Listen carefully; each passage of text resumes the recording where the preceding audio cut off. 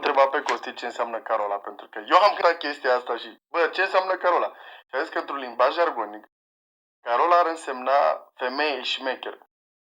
Deci toate fetele de ați ascultat piesa, sunteți șmechere.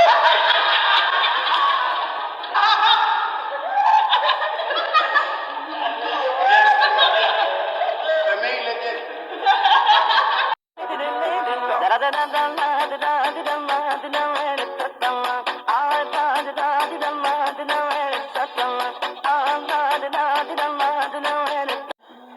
Deci îmi place să fac poze. Mă iubesc și eu iubesc pe ei. Da, de fiecare dată când fac poze cu o fată, auzi, pune camera pe mine și deodată mă trezesc și rujat, și machiat, și cu rimel, și cu toate fard, și cu cel mai machiat de pe pământ. Și cu mare, nu știu când, dacă face, dar...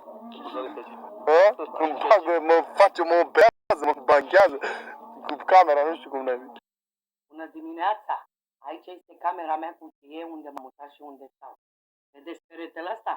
Nu mai e Egipt. Nu mai e. Oh, ba da. Egipt. Tot Egipt. Ce îmi place dimineața asta?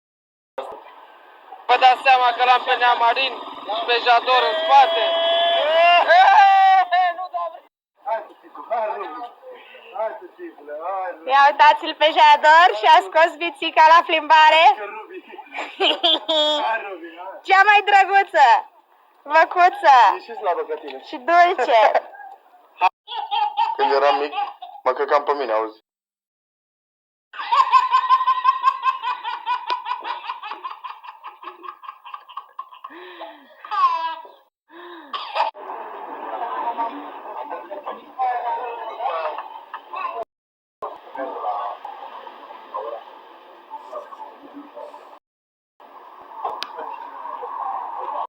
Băi, văd pe TikTok multe fete îmbrăcate frumos, cu rochițe sau cu blugi și cu brățărucă la picior și cu poșetă și cu șlapi în picioare.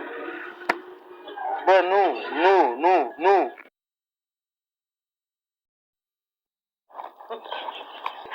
Băi, să-mi legi Adidas și nu? Facă bun.